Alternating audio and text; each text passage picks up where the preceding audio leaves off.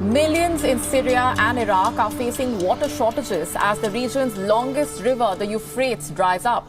As the Euphrates River dried, the riverbed is revealed and something dreadful has emerged from the depths, something that has been buried for ages. What terrible secrets hide in the Euphrates? What horrors will be unleashed if the truth is revealed? Join us in today's video as we delve into the unknown, where the unbelievable awaits. The Euphrates River, which flows through Turkey, Syria, and Iraq, is an important biblical landmark and a rich resource in the Middle East because of its location in the historic Fertile Crescent. The Euphrates River's water level has decreased significantly during the previous few years. A minority of people have already begun to interpret the dry riverbed as a sign that the end times are here. The biblical text in question foretell the eventual depletion of the Euphrates River. The first prophecy is part of a much larger oracle directed at Babylon. The leaders and wise men of Babylon, along with their armies, chariots, horses, and treasures, are all subject to God's punishment. Then God says, "A drought on her waters. They will dry up, for it is a land of idols. Idols that will go mad with terror," according to Jeremiah chapter 50, verse 38. The rivers Euphrates and Tigris supply the city of Babylon with water. Each river is completely dried up. Are we living through the events predicted by Jeremiah? As part of the 7 bowl judgments, the second time the Euphrates will dry up is predicted. The judgments of the 7-year tribulation begin with the 7 seals, according to Revelation chapter 6, verses 1 through 17, and chapter 8, verses 1 through 5. They continue with the 7 trumpets, as according to Revelation chapter 8 verse 6 through chapter 9 verse 21 and chapter 11 verses 15 through 19, and conclude with the 7 bowls, according to Revelation chapter 16 verses 1 through 21. At the end of the tribulation, the bowl judgments will be poured forth, and they will be so devastating that all life on earth will be wiped out if they are allowed to continue. This according to Mark chapter 13 verses 19 through 20. The Euphrates River will run dry as the 6th bowl judgment, the last judgment of the tribulation. And according to Revelation chapter 16 verse 12, the 6th angel poured out his bowl on the great river Euphrates, and its water was dried up to prepare the way for the kings from the east, so that a great army from the east may cross the Euphrates without opposition. The prophecy not only names the judgment, but also reveals the reason for it. Then the place that is called Armageddon in Hebrew is where all the world's monarchs meet. All of God's enemies will be annihilated at the Battle of Armageddon when Jesus returns. The levels of Iraq's Tigris and Euphrates rivers have dropped dramatically in the country's south, according to officials who promised to take immediate action to ease water shortages. An AFP photographer in Syria, the city of the southern province of Dries, saw parts of the Euphrates riverbed that were dry. The situation in some southern areas was blamed on the low amount of water coming into Iraq from neighboring Turkey. In a statement, it said this has led to a sharp drop in the country's water reserves. Both the Tigris and the Euphrates start in Turkey, and for a long time, Iraqi officials have accused the Ankara government of holding back water in dams that block the rivers and reduce the amount of water that comes into Iraq by a lot. Iraqi officials also say that farmers use too much water and break rules to water their fields. In June 2022, the UN and several non-government groups said that lack of water, which hurts farming and food security, is already one of the main drivers of rural to urban migration in Iraq. According to official Iraqi data from last year, the water level of the Tigris, where it flows into Iraq, is now only 35% of what it has been over the past 100 years. Khaled Kemal, a spokeswoman for Iraq's water ministry, said that the Tigris and Euphrates rivers were only giving Iraq 30% of the water they're supposed to. Iraq asked Turkey for more water on a daily basis and has taken steps to limit how much water can be used for farming and in homes.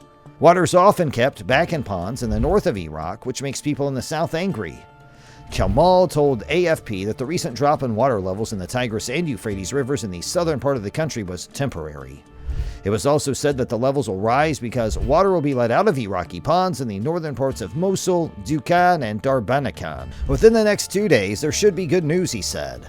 After decades of war, Iraq, which has a lot of oil, is now poor, has droughts, and is becoming more and more like a desert. The UN says that it is one of 5 countries most likely to be affected by climate change. In December, the World Bank told Iraqi leaders that they should update irrigation and farming methods, as well as look at how dams are built. According to the British Museum, researchers in Iraq recently uncovered the ruins of a Sumerian temple dedicated to Ningirsu, the Mesopotamian god of springtime thunder that goes back 4,500 years. The long-lost temple was built out of mud brick and served as the majestic focal point of Girsu, which is now known as the archaeological site Tello. At the heart of Girsu, we discovered, and are still excavating, one of the most important sacred spaces in all of ancient Mesopotamia, a temple dedicated to the chief god of Girsu, said Sebastian Ray, curator of ancient Mesopotamia and lead archaeologist at the British Museum in London, in a presentation of the findings. Mesopotamia is a huge territory that comprises Iraq, eastern Syria, southeastern Turkey, and a piece of western Iran and Kuwait. It was home to some of the first known human civilizations. Girsu was a thriving cultural center in the middle of Mesopotamia. Both religion and the oldest known written judicial system are attributed to the Sumerians. They are also believed to be the world's oldest civilization.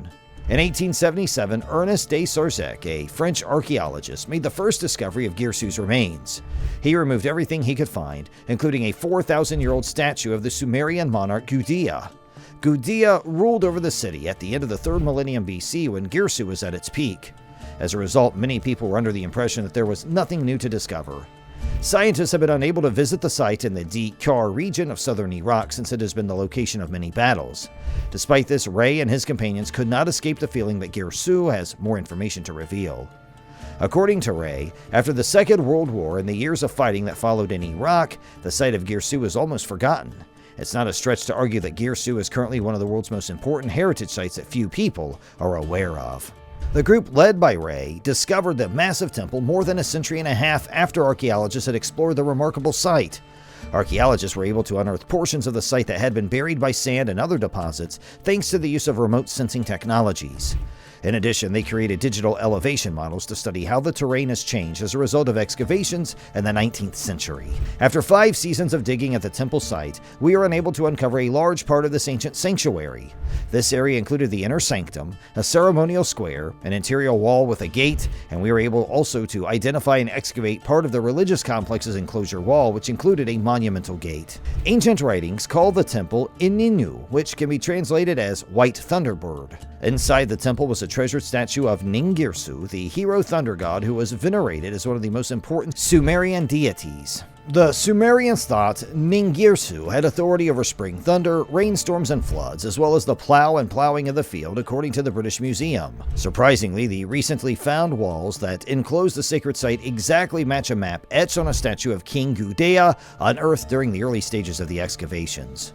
According to Ray, Inunu, also known as the White Thunderbird, is the oldest temple for which we have detailed inscriptions.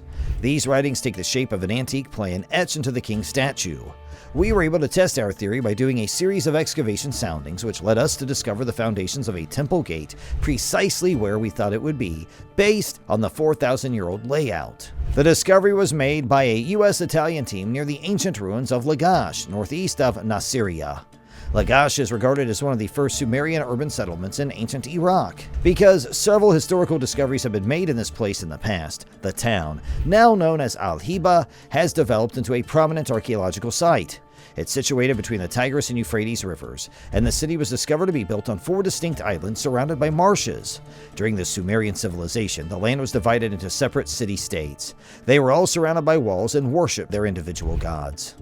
The researchers discovered an open courtyard used for eating, as well as benches, an oven, ancient food remains, and a 5,000-year-old moisture wick structure that can be equated to a modern-day fridge for keeping food cool. The researchers also discovered bowls in the shape of cones with fish carcasses within. So we've got the refrigerator, and we've got the hundreds of vessels ready to be served, and we've got benches where people would sit, and behind the refrigerator is an oven that would have been used to cook food, said project director Holly Pittman. A few days after Holly had explained what we understand this thing to be as a place where people could come and eat, and that is not domestic, the archaeologists found signs of beer drinking there. We call it a tavern because beer was by far the most common drink for the Sumerians, even more common than water, she explained, adding that a beer recipe was discovered on a cuneiform tablet in one of the nearby houses. Archaeologists unearthed a recipe for an antique beer at the site they were excavating, according to reports. It has also been reported that the excavations at the site will resume as part of the collaborative initiative involving the Penn Museum, the History of Cambridge, and Baghdad State Board of Antiquities and Heritage. They have been gathering data and information utilizing innovative approaches such as drone photography and genetic analysis. As a result of their use of these modern methodologies, scholars have gained a deeper understanding of Sumerian society and how people lived during that time period.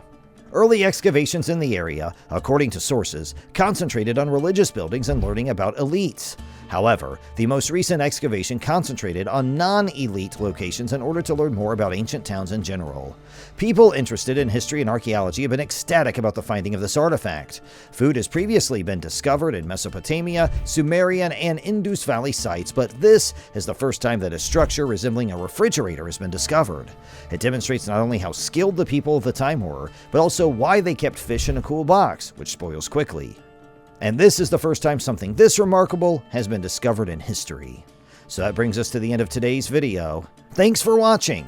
Make sure to like, subscribe, and hit the notification bell to stay updated with the latest developments.